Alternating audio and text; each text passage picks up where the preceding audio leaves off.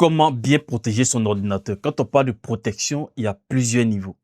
Parce qu'en réalité, on ne protège pas l'ordinateur, mais on protège nos données. Pour ceux qui ne comprennent pas jusque-là ce que je suis en train de dire, allez-y vous renseigner sur Medica et CRGI.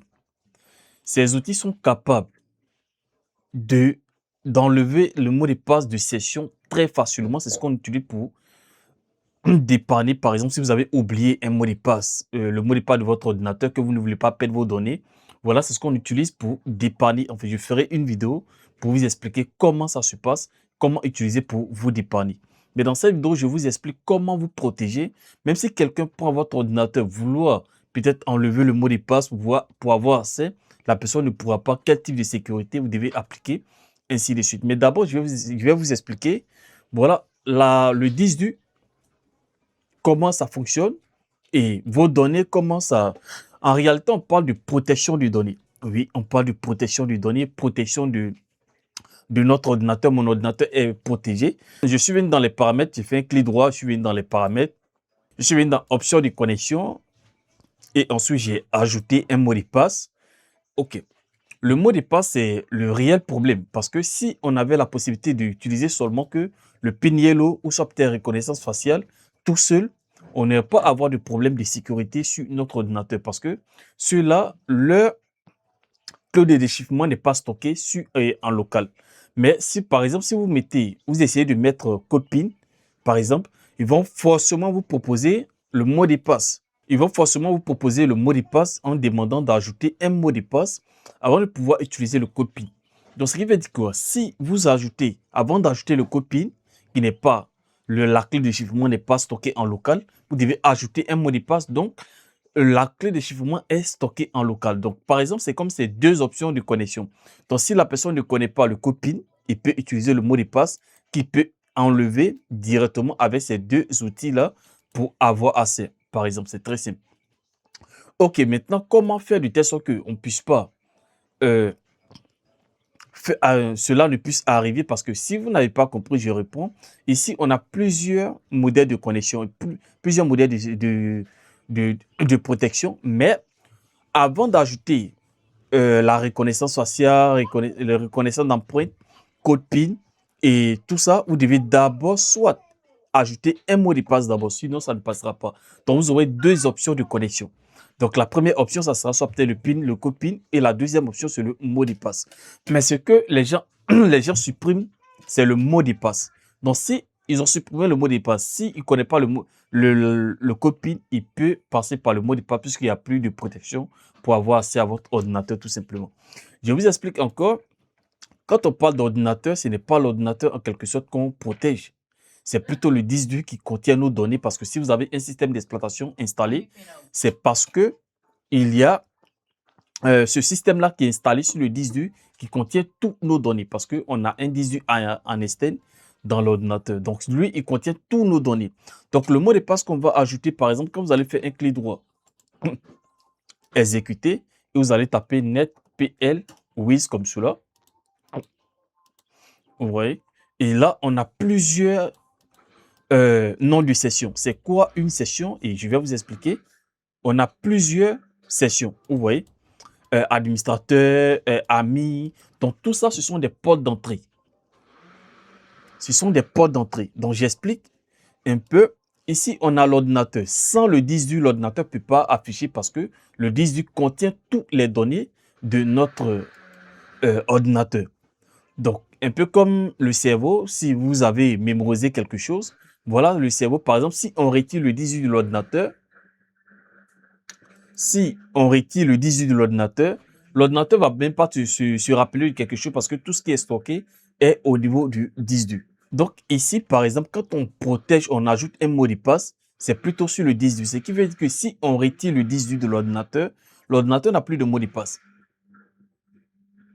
Si on refait le système, l'ordinateur n'a plus de mot de passe parce qu'on va supprimer toutes les sessions que je viens de vous présenter ici.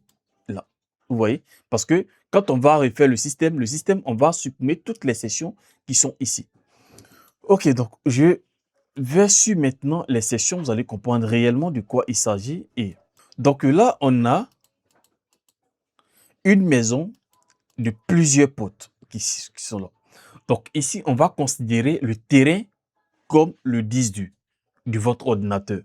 Donc quand rien n'est construit sur le terrain, on considère qu'il n'y a pas de système d'exploitation sur votre disque dur, donc l'ordinateur ne s'allume pas. Donc la maison qu'on va construire, cette maison-là représente le système Windows que vous allez installer sur votre disque dur. Donc vous avez installé, vous avez votre terrain, vous avez construit une maison, voilà le système d'exploitation maintenant sur le terrain. Ok, le système, on peut supprimer à n'importe quel moment, un peu comme une maison, on peut casser à tout moment, mais le terrain est toujours là. Ok, donc maintenant, dans cette maison, on peut avoir plusieurs portes. C'est-à-dire, dans une maison, on n'est pas obligé d'avoir une seule porte, on peut avoir plusieurs portes. La porte, pour moi, en tant que propriétaire, la porte, peut-être si mon petit frère utilise mon ordinateur, la porte, si mon ami utilise mon ordinateur, la porte aussi pour faire mes tests. Donc, quand je fais un Windows R, que je viens dans NetPLWiz, c'est ça qu'on retrouve ici, qu'on appelle les sessions. Vous voyez? C'est ça qu'on retrouve ici. On appelle ça les sessions. Donc, quand vous avez votre session, à chaque fois que vous voulez vous connecter, vous choisissez une section et vous entrez un peu comme les différents tests. Maintenant, à quoi servent toutes ces sessions-là? Par exemple, moi, en tant qu'administrateur, j'ai le droit de supprimer, réinitialiser mon système d'exploitation, faire plein de choses sur mon ordinateur. J'ai le plein droit. Par exemple, comme mon petit frère a l'habitude d'utiliser l'ordinateur, mais lui peut-être utilise peut-être pour jouer au jeu, il utilise juste peut-être pour faire ses recherches. Bon, donc lui, je vais limiter ses droits d'accès. Donc lui, au niveau de lui, sa session, il n'aura pas tous les droits. Peut-être il sera avec un droit standard. Comme mon ami aussi utilise souvent pour faire ses recherches, je vais lui créer une session et cette fois-ci, lui donner en tant qu'invité sur l'ordinateur pour ne pas avoir cette possibilité de supprimer, désinstaller des logiciels. Et aussi, on a une session que je vais appeler test. Là-bas, je vais pour faire mes tests, etc. pour ne pas que ça impacte. Voilà. Donc aussi, je rappelle, toutes les sessions n'ont pas les mêmes interfaces. C'est-à-dire, c'est un peu comme vous rentrez dans une nouvelle truc. Donc, mes logiciels que j'ai installés ici ne sont pas disponibles ici, sont pas disponibles ici. Donc, lui aussi, c'est le logiciel qui va mettre ces fichiers ne sont pas disponibles ici. Vous voyez? Donc, c'est ça qu'on appelle les sessions. Donc là, on a plusieurs sessions. Donc moi, j'ai amis, défaut, ainsi de quoi. Donc vous voyez que là, on a des droits ici, administrateur, administrateur ici, utilisateur, invité ici, utilisateur. Ok, donc c'est un peu ça côté session. Donc on a installé notre système d'exploitation. On a maintenant plusieurs sessions. Chaque session a son mot de passe. Si on le veut, si on veut ajouter un mot de passe, chaque session a son mot de passe. Donc soit quand on va utiliser un outil comme Medica, pour enlever, pour retirer le mot de passe, lui, il va nous trouver toutes les sessions disponibles ici. Il va nous faire sortir toutes les sessions disponibles. Peu importe administrateur ou pas, lui va nous faire sortir toutes les sessions disponibles au niveau du système. Donc, nous, on va lui dire, bon, soit peut-être supprime le mot de passe de l'administrateur, le mot de passe de Hyacinthe, quoi, etc. Maintenant, si lui supprime le mot de passe d'une session, on peut passer par cette session-là pour se connecter. Donc, si la session a pour rôle administrateur, automatiquement, on a un accès total au 18. On peut faire ce qu'on veut, tout simplement enlever le mot de passe des autres sessions, supprimer les autres sessions, etc. Donc, ici, vous voyez un peu ce que je suis en train de dire. Donc là, par exemple, pourquoi je dis ça? Là, on a le 18 qui est là. Le 18, le terrain, on a mis notre système d'exploitation et on a mis notre système d'exploitation. OK, il n'y a pas de problème. Et sur ce système, on a créé plusieurs portes d'entrée de manière de différents portes d'entrée pour plusieurs sessions, de différentes sessions. Maintenant, ce que vous devez retenir, c'est que toutes ces sessions-là, tous ces mots de passe sont stockés sur le disque dur. C'est là qu'il devient compliqué en fait. Toutes ces sessions, le système, tout ça est stocké sur le disque dur. Donc, quand quelqu'un essaie d'enlever le mot de passe, ce n'est pas sur l'ordinateur, mais plutôt c'est au niveau de... Donc, s'il arrive à détecter le disque dur grâce à un support externe, automatiquement, votre ordinateur, vous n'aurez plus de contrôle parce qu'il peut supprimer, remplacer le mot de passe comme il veut. Donc, ce qu'il faut comprendre ici est que tout ce que nous faisons, les mots de passe que nous mettons sont stockés sur le 18. Maintenant, on a cette option maintenant d'activer la reconnaissance faciale, le PIN Yellow, par exemple, si vous êtes sur un compte professionnel.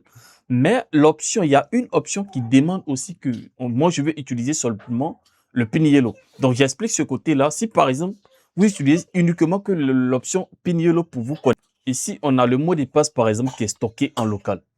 Le mot de passe qui est stocké en local. Mais le PIN Yellow et les reconnaissances faciales ne sont pas stockées en local. Donc, par exemple, si vous demandez à sécuriser votre ordinateur uniquement qu'avec le PIN Yellow, ce qui veut dire même si la personne supprime le mot de passe, la personne ne pourra pas avoir accès. Donc, pour la protection de votre ordinateur, vous devez vous demander quels sont les types de sécurité qui sont stockés en local. Quand on dit stocké en local, ce qui veut dire que sont stockés sur le disque dur. Maintenant, il y a d'autres qui sont stockés sur un cloud, c'est-à-dire sur le cloud de Microsoft. Donc, ce qui fait que c'est impossible de détecter ça facilement.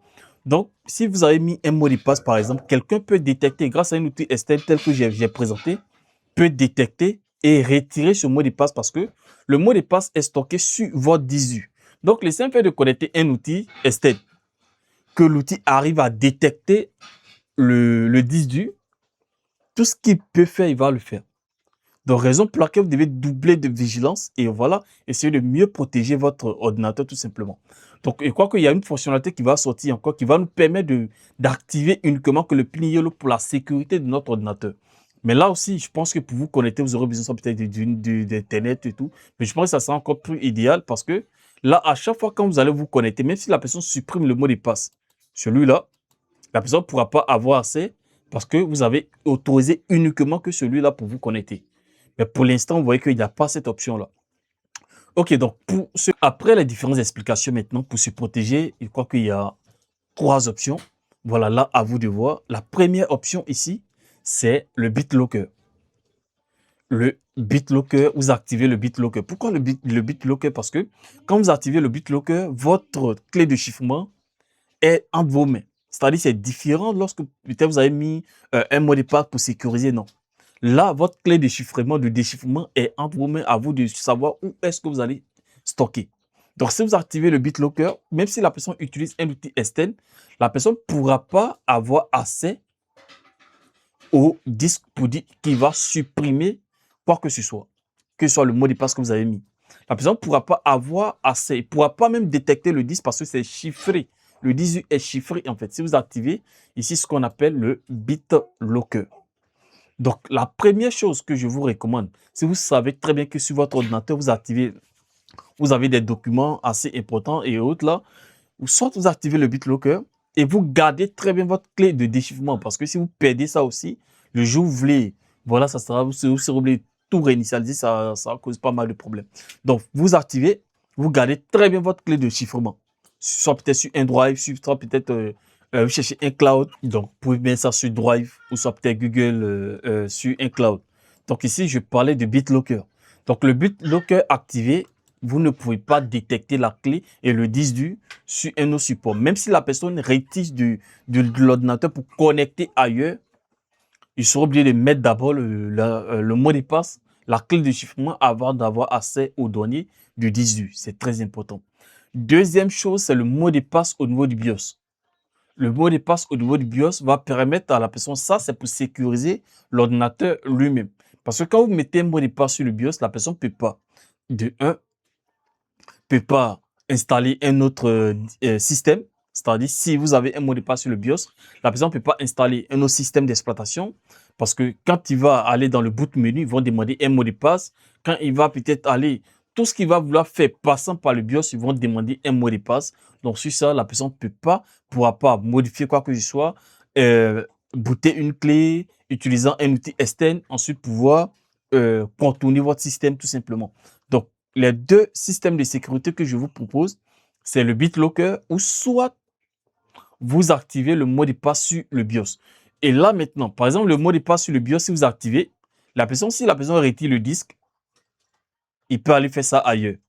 Donc, c'est comme si le mot de passe que vous avez mis, c'est uniquement que sur votre ordinateur. Maintenant, si vous activez le BitLocker, l'ordinateur aussi est libre. La personne peut retirer le disque dur et remettre un autre disque. Donc, vous avez la possibilité de chiffrer le disque et d'ajouter un mot de passe sur le BIOS.